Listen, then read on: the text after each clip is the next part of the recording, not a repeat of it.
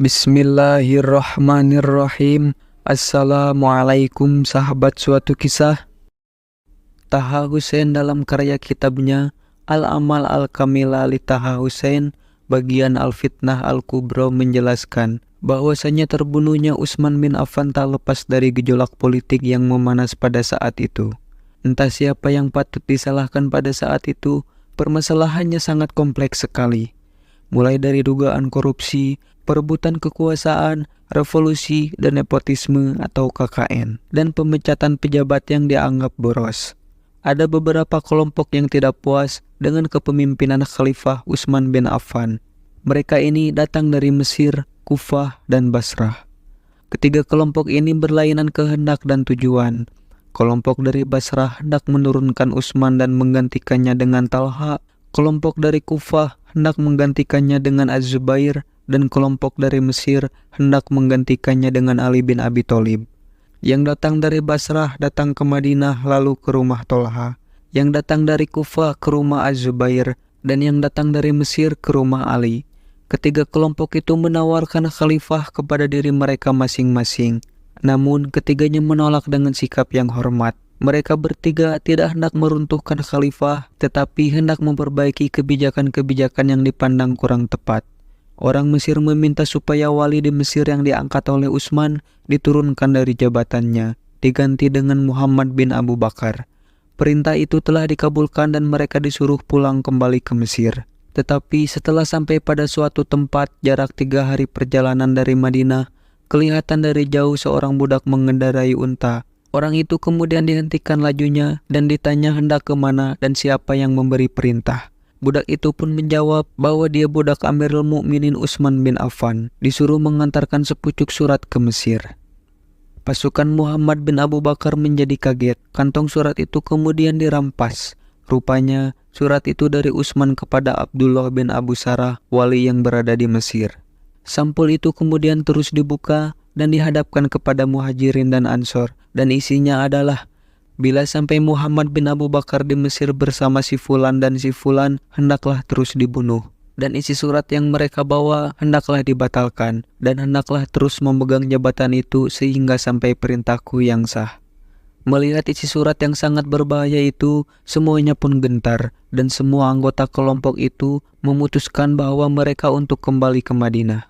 Sesampainya di Madinah, mereka minta bertemu berhadap-hadapan dengan Ali, Talha, Zubair, dan Sa'ad. Di hadapan mereka itulah surat itu dibuka kembali dan diceritakan kisah penangkapan budak itu sejelas-jelasnya.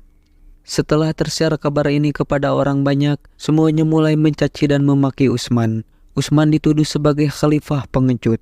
Sahabat-sahabat Nabi yang utama melihat huru-hara ini, karena tak bisa didamaikan lagi, kembalilah ke rumah masing-masing dengan perasaan bingung. Rumah Utsman pada saat itu telah dikepung orang-orang dari segala penjuru. Bahkan air tidak boleh dimasukkan ke rumahnya lagi dan dilarang keluar. Waktu itulah dengan sedih terdengar perkataan Utsman, "Mengapa kamu menahan air dari orang yang pernah membeli sumur?" Surat itu terus mereka bawa kepada Utsman seraya mereka berkata, "Engkau telah menulis surat begini terhadap kami." Utsman pun menjawab, "Salah satu di antara dua boleh kamu pilih. Pertama, kalau tak percaya, kami kirim 2 utusan untuk menyelidiki. Kedua, kamu terima sumpah saya di hadapan Allah, bahwa sesungguh-sungguhnya bukan saya yang menulis surat itu." Dengan sumpah besar, Utsman telah menyatakan bahwa surat itu bukanlah dia yang menulis, walaupun di sana terdapat cap stempel cincinnya sendiri. Menurut Profesor Buya Hamka dalam buku Sejarah Umat Islam, pengakuan Utsman itu harus dipercaya, sebab selama ini memang Utsman terkenal sebagai orang yang bertanggung jawab atas perbuatannya. Yang selalu menjadi perbincangan dalam sejarah perkara ini adalah juru surat Utsman sendiri, yaitu Marwan bin Al-Hakam. Tetapi bukti pun tidak jelas juga, sehingga sampai kiamat riwayat itu akan tetap begitu keadaannya tidak jelas. Cuma yang nyata di sana memang Utsman kurang memperhatikan laci mejanya sendiri, sehingga laci itu bisa dibuka orang dan cincinnya bisa dicapkan orang tanpa sepengetahuannya, dan ia terpaksa menanggung dampak dari kejadian ini. Sementara orang-orang semakin panas, sebagian besar meminta supaya Utsman mengundurkan diri dari jabatan khalifah. Tetapi Utsman pun menolak. Dia tak mau menanggalkan jawaban yang diletakkan Allah ke atas pundaknya dan disetujui oleh seluruh kaum muslimin dengan bai'ah. Sampai nyawa terpisah darinya, jabatan itu tidak akan diserahkan ke orang lain. Desakan dan kepungan bertambah hebat. Segala nasihat yang diberikan Utsman dari atas rumahnya kepada orang-orang yang berkumpul dengan hati panas itu tidak mempan. Apalagi setelah terdengar berita dan desas-desus bahwa ada beberapa tentara dari Syam akan mengepung Madinah dan melepaskan Utsman dari kepungan itu. Sahabat-sahabat Nabi yang utama yaitu Ali, Tolha, Az-Zubair menyuruh anak-anak mereka masing-masing pergi menjaga khalifah di dalam rumahnya sampai menunggu huru-hara ini selesai. Jangan sampai terjadi bahaya yang lebih besar lagi. Tetapi para pemberontak itu sudah bertambah kalap. Rumah di samping Utsman yaitu kepunyaan tetangganya telah mereka naiki. Pintu rumah mereka dibakar. Mereka masuk ke dalam berduyun-duyun dan sorak-sorainya. Anak-anak orang besar Madinah itu tersingkir ke tepi.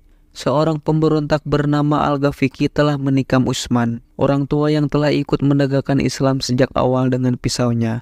Jari istri Utsman yang bernama Naila yang hendak membela suaminya itu pun mereka potong. Setelah itu, mereka tarik jenggot Utsman dan mereka membunuhnya, sehingga wafatlah Utsman bin Affan. Sedangkan Al-Quran yang bernama Mushaf Utsman itu masih tergenggam di dalam tangannya.